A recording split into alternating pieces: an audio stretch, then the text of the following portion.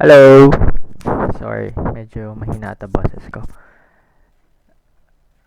Pero sa narinig, bulok kasi mic ko. Sorry din sa voice kasi wala pa tulag. Okay, let's start. No. So, ang gagawin natin, no, sa yung sa bonus na yan. So, ito yung ating given, no, gawa-gawa lang to. So, si partner X, no, meron siyang 700,000 100,000 on credit, and 150,000 on debit. Partner Y naman, meron siya 800,000 and 335,000 on credit, then we have 100,000 on debit. So, that's a total of 1,035,000 for Y and 650,000 capital on X. Then, we have a profit of 700,000. Then, we have a salary to distribute na 240,000 kay X and 280,000 kay Y. May bonus din si Y, na 0.05 or 5%. Baka malito tayo. Ito na lang. 5%. Then, interest on capital for both of the partners, 10%. Okay? Now, ayun. Para di tayo malito, first, we have the first scenario, bonus after or before bonus. Sorry. Bonus. Ay, sorry po. Tek na yan. Yan. Kapag sinabing before bonus, kapag sinabing after, tas before, always remember, ang technique ko kasi dito, kapag after, divide yan. Then, kapag before naman, multiply. Paano? Okay? Multiply. Paano naman? Okay, for example, tuloy tayo.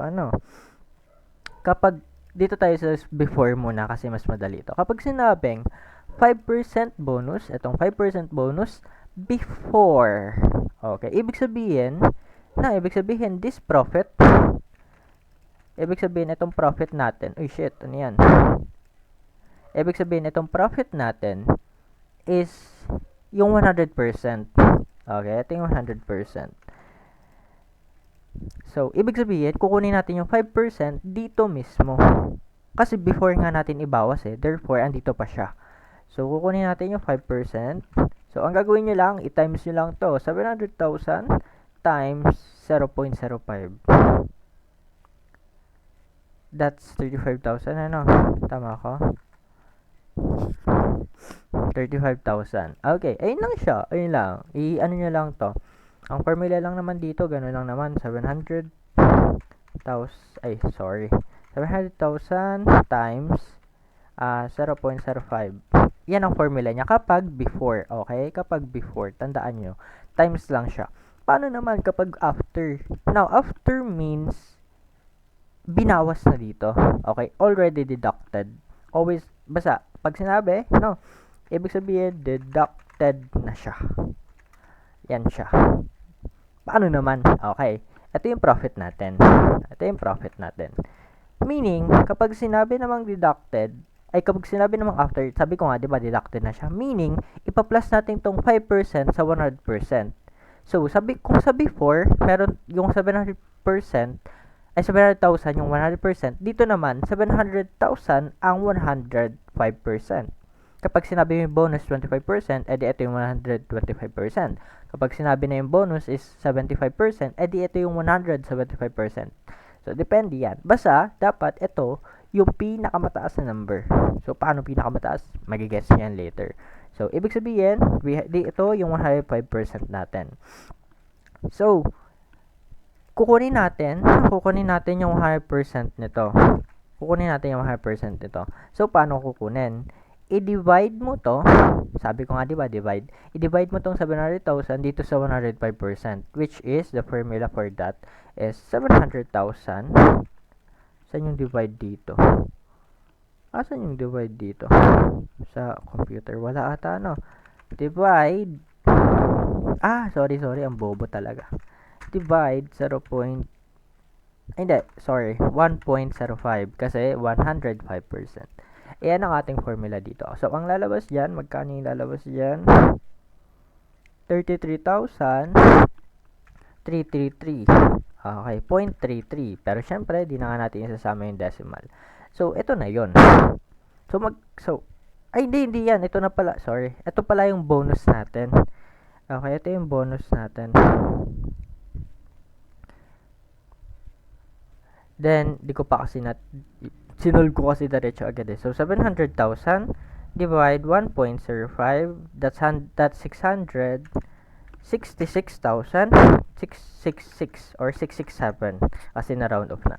At so bali itong 700,000 yung profit, sabi nga after, so meaning deducted na yon. So ibig sabihin ito yung 100%. Always remember na ito yung pinakamataas dapat. Hindi pwedeng mas mataas yung 100% mo. Okay? Kasi hindi siya hindi siya may make sense. So dapat itong 700,000 yung 105%, then yung mas mababa yung 100%, yung 666,667. Okay? Then i-minus mo lang. Then ito na yung ating 5%. Yan siya. Meaning ito yung ating bonus. Okay? Yan yung ating bonus din. So, di ba? So, ito lang tandaan nyo dyan. Divide at saka multiply. Yun lang naman yan. Okay, dito yan sa bonus after bonus. Now, next, paano naman kapag sinabi na bonus after salaries, and capital interest. Okay, paano naman yan? Okay, next, sabihin natin, una natin ang salary, then tsaka mo i-next, i-deduct ang capital interest. Okay, paano naman? Para mas madali yung ipag-plus nyo muna. Ipag-plus nyo muna. So, we have two salaries. We have 250,000 and the 280,000. As far as I know. So, that's a total of 520,123,000. Okay. So, ito na yung ating salary. Okay. Yan na. So, next, deduct naman natin ang interest. Magkano ba ang interest? Andito na yan. Okay, ito yung capital natin. Ipag-plus nyo lang tong lahat. Then, pag yung lalabas dyan, yung magiging capital natin. Ipag-plus mo to, plus mo lahat sa credit. Kasi normal account. Tapos, i-minus mo lahat sa debit. So, ito yung capital natin. Pero, ang sabi dito, ang sabi, interest on capital is 10%. So, ibig sabihin, ita-times mo pa siya. Times 0.1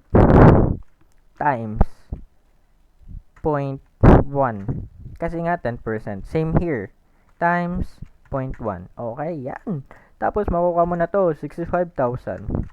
Yan lang siya. Ay, ano to? Hirap pala nito. Ano pa to? 103. Ay na pala eh. Sorry talaga. Ang bobo talaga. Sorry, ang bobo ko talaga, Wag niyo naman ilikto, Dami kong dito. Self-attack. Yan, ito na yung ating interest on capital. Interest on capital. Ano ba yan?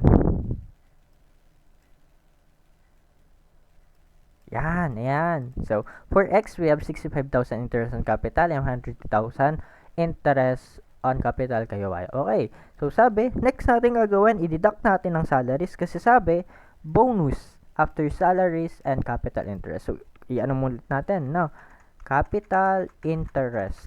So, ang ating capital interest for Y, X and Y. Ito. Ay, sorry.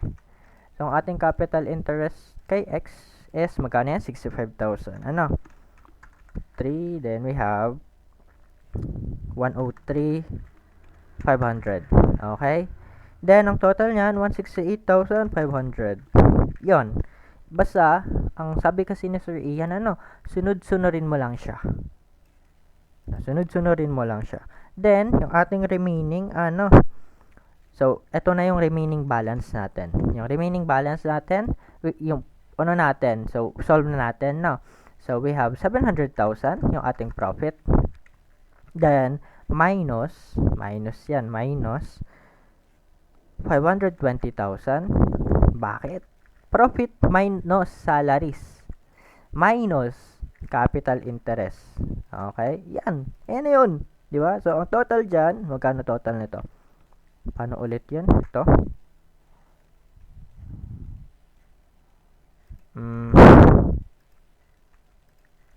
Ayan. So, ito na yung ating yung remainder natin. Pero, di ba? Sabi natin, yung bonus natin dapat 5%. kay y. Okay? Kay y. So, i-divide natin to. Syempre, huwag kakalimutan. I-divide natin sa 0.05. Yan. So, ang ating magiging sagot dyan ay 575. If tama ako. Hindi pa naman ako sabog. Wala akong tulog pero hindi pa naman ako sabog. So, ito yung ating bonus.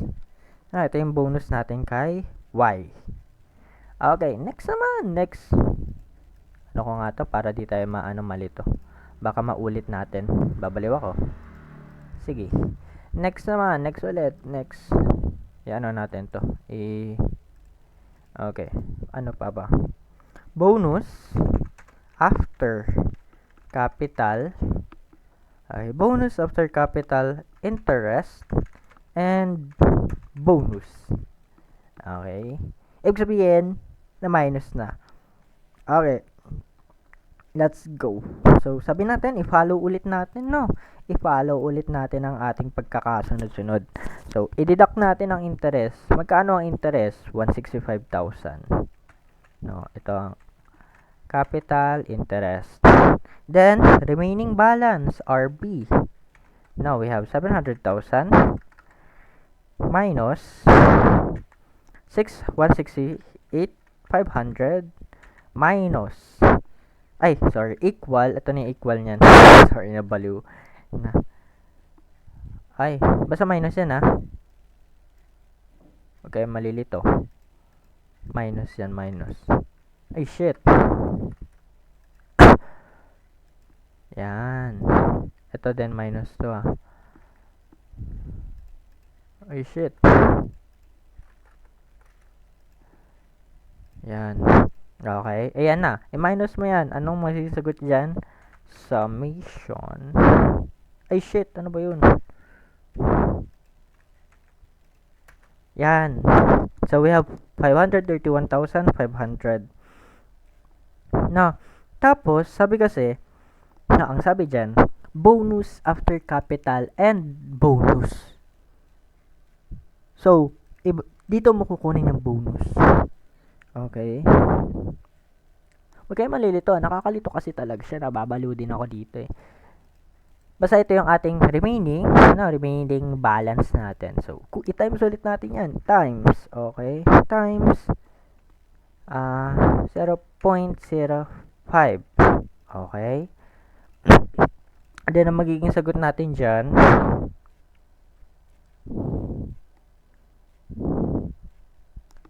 wait lang.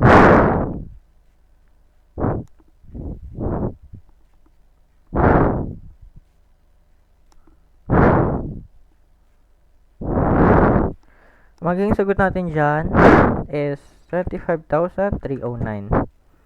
Okay, ito yan. Ito yung ating ayan yung ating sagot. Okay, that is a bonus after capital interest and bonus. Yan na yun. Next naman. Bonus, paano pa ba? Bonus after capital interest, salaries, and bonus. Okay, bonus talaga. Is it a crime? So, sunod-sunod ulit. Ano ang nauna? Okay, ano ang nauna? Capital interest. So, deduct capital interest. So, magkano ang ating capital interest? Ang ating capital interest is 168,500. Then, we have salaries. Salaries, we have 520,000. Then, we have next and bonus. I-total muna natin, no? Total muna natin kasi yung bonus sa ano pa yan. So, ang total nito, no? Dapat pala inun natin yung salaries kasi magne-negative to. Pero, sige, basta yan. I-minus natin to. In a way na hindi siya magne-negative. So, 520,000 minus 168,000. Ito yan, 300.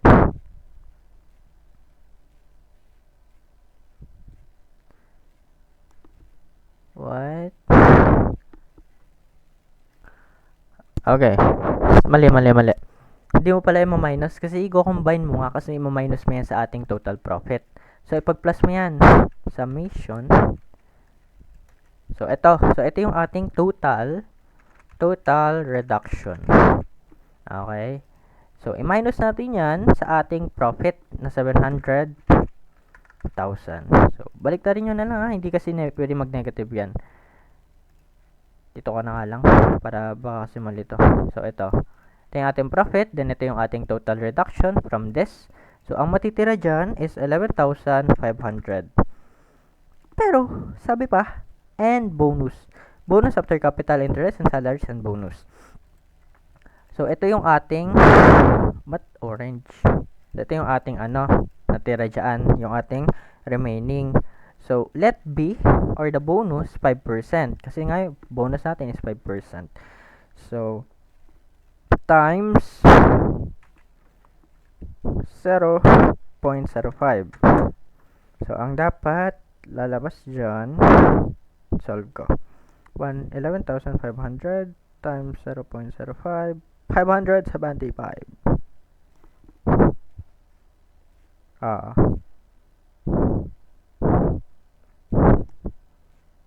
575 to. 575. Pero, hindi pa tayo tapos dyan, Hindi pa tayo tapos. I-divide pa natin yan. I-divide pa natin sa 1 point. Ay, shit. Divide 1.05. Okay, 1.05. Bakit? Kasi nga, ito pa lang yung ating 0.05. Kailangan alamin pa natin kung ano yung 1.05. So, divide yan. Divide. Uy, shit, ano yun? Ba't ayaw? Hindi ako makasulat. Basta divide.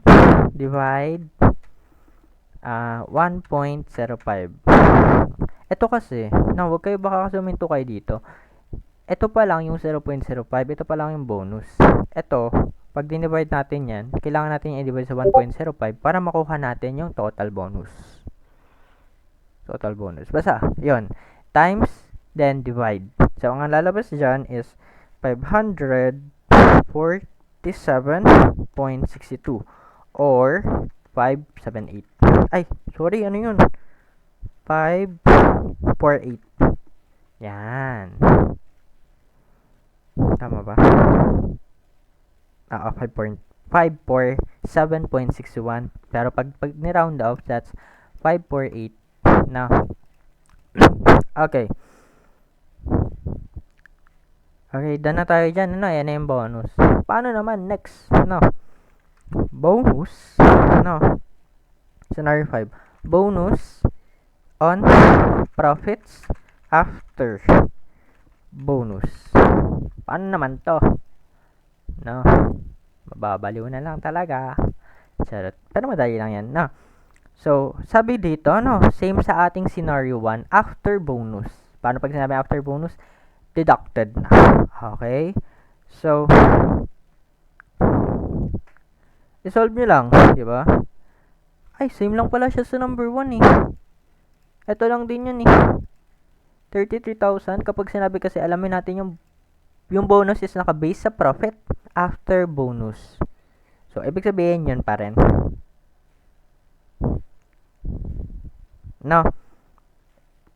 Ito pa rin yan. Sorry, naulit ko lang pala. So, discuss pa rin natin.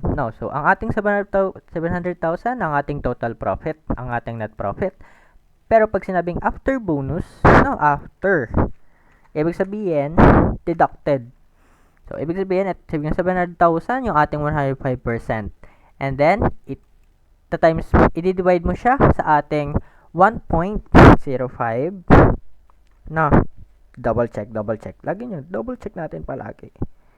Okay, i-divide nyo siya. So, 1 divide. I'm sorry. So, 700. Ano ba yan? Sorry, nagluloko Excel ko. 700,000 divide 1.05 to get the 100%. Ito yung laging gagawin pag after ha. Then, i-minus lang yan. Then, yung remainder, that is the bonus. Okay, yan na yung bonus natin. Ay, dito na pala yan eh. Then, next. No, yan lang naman yan. It's not that, hindi ko pala. Ito. Yan lang naman siya. So, scenario 6, ano pa ba? Bonus before salaries and capital interest. Okay? Ito naman yan. No, wag naman tayo magpapaano diyan. No, nakakalito lang siya. Sabi before. No. Before. Ibig sabihin, 100% itong 700,000. Ibig sabihin, hindi pa siya deducted. Okay? So, ang ating bonus is 5% times. Okay? Di ba sabi natin, pag before, ita-times siya. Kapag after, i-divide. So, i-times lang natin. 700,000. Tama ba to? Yan. Times 0.05. 5%. No? So, tapos, before is salaries. So, ima-minus natin ang ating salaries.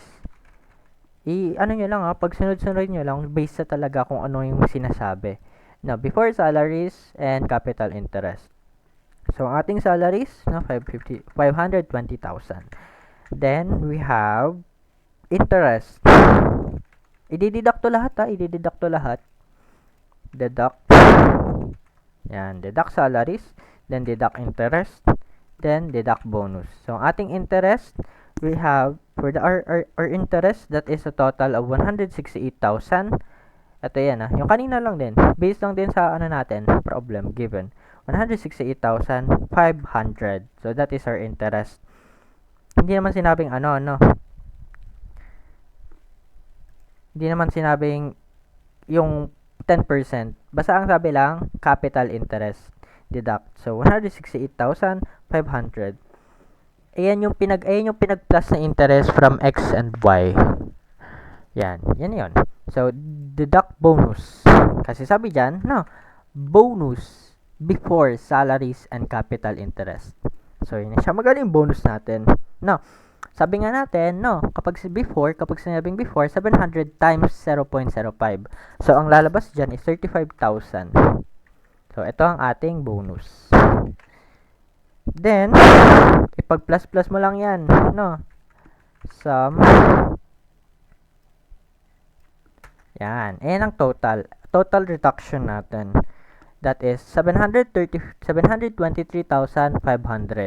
Pero, diba? Pero, 700,000 lang naman ang profit natin. Diba? 700,000 lang naman ang profit natin. Yan. 700,000 lang naman ang profit natin. Kapag minus mo, magni-negative yan. Negative 23,500. Pero ayun yung ating way. Ganun lang siya. So, yun. Are we okay na? Okay na yan. So, yun. Yun.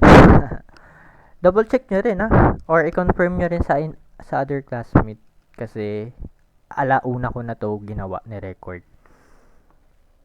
Kasi ito lang yung aking available time. Yan. Peace.